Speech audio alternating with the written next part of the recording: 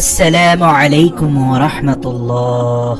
সুপ্রিয় মণ্ডলী, আশা করি মহান আল্লাহ রাব্বুল আলামিনের অশেষ মেহেরবানি ও দয়ায় আপনারা সবাই ভালো আছেন। প্রিয় দর্শক, মহান আল্লাহর কাছে একজন মুসলমানের সবচেয়ে বড় চাওয়া হলো তিনি যেন তার দোয়া কবুল করেন।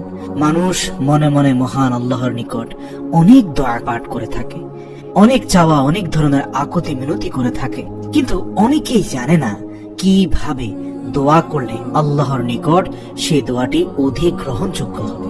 আমরা মুসলমানেরা বিভিন্ন রকমের সমস্যার মধ্যে থাকি, আর বর্তমান বিপদের কথা কি বলবো। এই সংকটময় পরিস্থিতিতে পৃথিবীর অর্ধেকেরও বেশি মানুষ সংকটময় জীবন যাপন করছে। প্রিয় দর্শক, কিন্তু মানুষকে তো বসে থাকলে চলবে না, তাকে রব্বুল আলামিনের দরবারে চাইতে হবে। মনের অনেক নেক আশা থাকে, যে আশাগুলোকে পূরণ করার জন্য মহান আল্লাহ তাআলার কাছে দোয়া চাইতে হবে। পবিত্র মাহে রমজান হচ্ছে দোয়া কবুলের মাস। এই মাসে রব্বুল আলামিন আপনার, আমাদের প্রত্যেকটি রোজাদারের দোয়া বিশেষ গুরুত্ব দিয়ে কবুল করে থাকেন। এ বিষয়ে হযরত আবু সুলাইমান দারাদি বলেন, যে ব্যক্তি আল্লাহর কাছে কোনো প্রার্থনা করতে চায় তার উচিত প্রথমে দুরূদ পাঠ করে নেওয়া এবং দুরূদ দ্বারা দোয়া শেষ করা, অর্থাৎ দোয়ার শুরুতে দুরূদ এবং দোয়ার শেষও দুরূদ, কারণ আল্লাহ উভয় দুরূদ কবুল করে থাকেন এবং এই দুরূদের ওসিলায় রব্বুল আলামিন আপনার দোয়াও কবুল করে থাকেন। সুবহানাল্লাহ, আল্লাহু আকবার।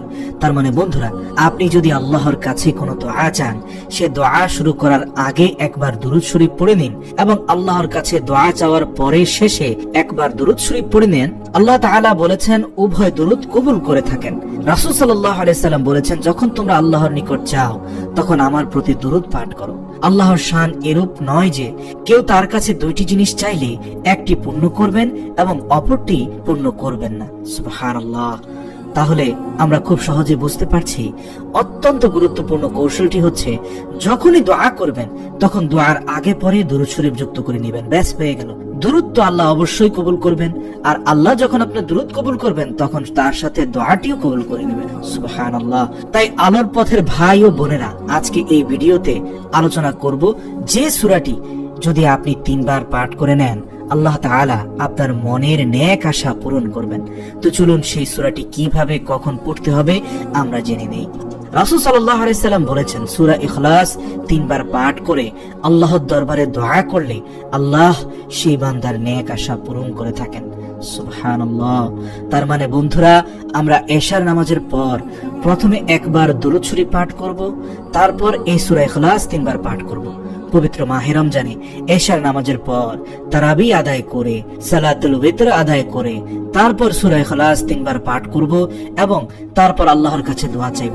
মনে রাখবেন, মাহে রমজানে সূরা ইখলাস 3 বার পাঠ করলে 3 গুণন 70 তথা 210 বার সূরা ইখলাস তেলাওয়াত করার সওয়াব পাওয়া যাবে। এবং তারপর আল্লাহর কাছে দোয়া চাইলে, দোয়া চাওয়ার পরে আবার দুরূদ শরীফ কমপক্ষে একবার পাঠ করলে, এই ক্ষেত্রে দুরূদ ইব্রাহিম পড়া সবচেয়ে ভালো। তাহলে আল্লাহ তাআলা আমাদের মনের আশা অবশ্যই পূরণ করবেন। দুরূদ ইব্রাহিম হলো সর্বশ্রেষ্ঠ দুরূদ। ইনশাআল্লাহ এই দুরূদের ওসিলায় আপনার মনের আশা পূরণ হয়ে যাবে। আল্লাহ রব্বুল আলামিন রোজাদার ব্যক্তির দোয়া কবুল করে থাকেন। এছাড়া মহানবী সাল্লাল্লাহু আলাইহি সাল্লাম বলেছেন, যে ব্যক্তি প্রতিদিন 200 বার সূরা ইখলাস পড়বে তার 50 বছরের গুনাহ ক্ষমা করে দেওয়া হবে, তবে ঋণ থাকলে তা মাফ হবে না।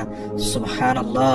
প্রিয় দর্শক, অথচ আপনি মাহে রমজানে 3 বার সূরা ইখলাস পড়লে 210 বারের সমান পরিমাণ হয়ে যায়। সুবহানাল্লাহ। হযরত সাহল ইবনে সাদ সাইয়্যিদ রাদিয়াল্লাহু থেকে বর্ণিত, তিনি বলেন, এক ব্যক্তি রাসূল সাল্লাল্লাহু আলাইহি সাল্লামের কাছে দরিদ্রতার অভিযোগ করলো। মহানবী সাল্লাল্লাহু আলাইহি সাল্লাম তাকে বললেন, যখন তুমি ঘরে যাও তখন সালাম দেবে এবং একবার সূরা ইখলাস পড়বে, অর্থাৎ ঘরে ঢোকার সময় তুমি তোমার স্ত্রী সন্তানদেরকে সুন্দরভাবে সালাম দিবে এবং একবার করে সূরা ইখলাস পড়বে।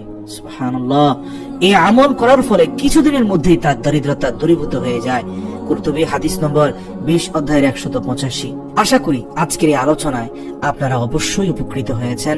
আর যদি আপনি উপকৃত হয়ে থাকেন, যদি সামান্যতম হলেও এই ভিডিওটির আমলে আপনি উপকৃত হয়ে থাকেন, তাহলে অবশ্যই দয়া করে ভিডিওটি শেয়ার করুন এবং এই পবিত্র মাহে রমজানের আমলের বার্তাগুলো আপনার বন্ধুদের মাঝে ছড়িয়ে দিয়ে দাওয়াতি কাজে অংশগ্রহণ করুন।